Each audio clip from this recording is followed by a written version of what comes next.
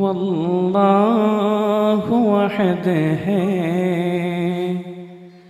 تیری وحدت کے لیے، اور اللہ صمد ہے تیری قدرت کے لیے۔ قل هو اللہ واحد ہے تیری وحدت کے لیے، قل هو اللہ احد ہے تیری وحدت کے لیے،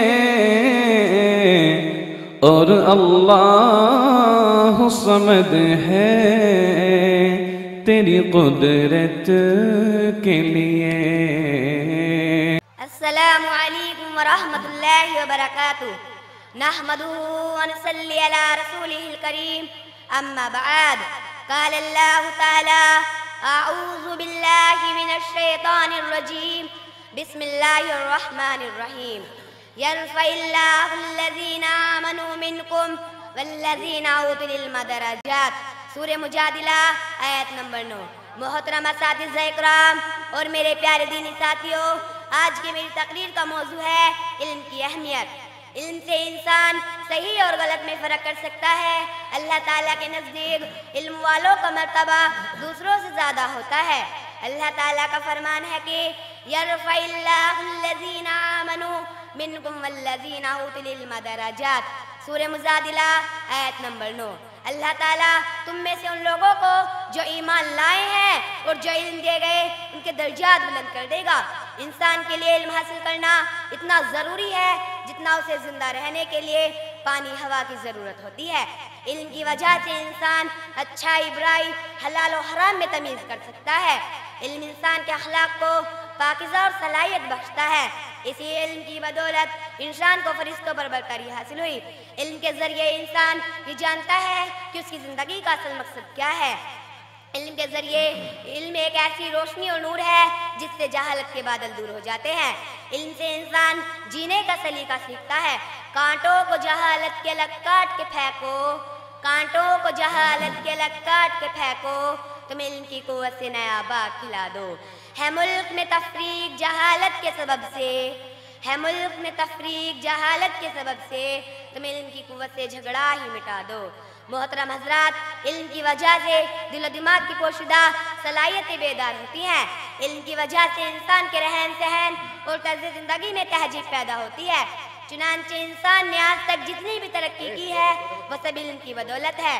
علم سے محبت اور لگاؤ انسانیت کا تقاضا ہے۔ پیارے ساتھیوں، ہم مسلمان ہیں، اللہ اور اس کے رسول پر ایمان رکھتے ہیں، لیکن ہم علم نہیں رکھتے تو ہم مسلمان نہیں ہو سکتے۔ اللہ تعالیٰ نے عالم اور جاہل کے مقام کو الگ کرتے ہوئے فرمایا، قُلْ هَلْ يَسْتَوِي الَّذِينَ يَعْلَمُونَ وَالَّذِينَ لَا يَعْلَمُونَ، سورہ زمر آیت نمبر 9۔ کہہ دیجئے کہ کیا علم والے اور بے علم والے برابر ہو سکتے ہیں؟ علم سے کیا مراد ہے؟ کیا دنیاوی علم یا اخروی علم؟ حقیقت یہ ہے کہ علم کوئی بھی ہو انسان کو عزت دیتا ہے۔ علم ہی سے انسان کمال پاتا ہے۔ مال و دولت سے انسان کو کبھی عزت نہیں مل سکتی، اس لیے ہر شخص کو چاہیے کہ وہ علم کے حصول کے لیے لگا رہے۔ اگر آپ دنیاوی علم حاصل کرتے ہیں تو دنیا میں کامیابی ہے، اگر آپ دینی علم حاصل کرتے ہیں تو آخرت کی کامیابی آپ کے قدم چومے گی۔ پیارے ساتھیوں، اگر آپ عقل مند اور ہوشیار ہیں تو علم کے حصول کے لیے دوڑیں، چاہے آپ کو کتنی بھی مصیبت اٹھانی پڑے، تکالیف اٹھانی پڑے، راتوں کی نیند قربان کرنی پڑے، ہر طرح کی تکالیف برداشت کریں، کیونکہ نبی اکرم صلی اللہ علیہ وسلم نے فرمایا، طلب العلم فریضۃ علی کل مسلم، کہ علم کا طلب کرنا ہر مسلمان پر فرض ہے۔ پیارے ساتھیوں، جب اللہ نے آپ کو اپنا نبی بنایا تو سب سے پہلے آپ کو پڑھنے کے لیے کہا۔ اللہ تعالیٰ نے آپ کو نماز کا حکم نہیں دیا، روزے کا حکم نہیں دیا، بلکہ سب سے پہلے آپ پر سورہ الگ کی ابتدائی 5 آیتیں اتاری، جس میں آپ کو پڑھائی کی ترغیب دی گئی۔ اللہ تعالیٰ نے فرمایا، اقرأ بسم ربک الذی خلق، خلق الانسان من علق، اقرأ وربک الاکرم الذی علم بالقلم، پڑھ اپنے رب کے نام سے جس نے انسان کو پیدا کیا، جس نے انسان کو خون کے لوتھڑے سے پیدا کیا۔ تو پڑھتا رہ، تیرا رب بڑے کرم والا ہے، جس نے قلم کے ذریعہ علم سکھایا، جس نے انسان کو وہ سکھایا جسے وہ نہیں جانتا تھا۔ حیرت ہے کہ تعلیم و ترقی میں ہے پیچھے، حیرت ہے کہ تعلیم و ترقی میں ہے پیچھے، جس قوم کا آغاز ہی اقرا سے ہوا تھا۔ محترم حضرات، ضرورت اس بات کی ہے کہ ہم تعلیم کو صحیح معنی میں سیکھیں تاکہ دنیا اور آخرت کی کامیابی ہمارے قدم بوش ہو اور ہم مسلمان ہونے کا صحیح حق ادا کر سکیں۔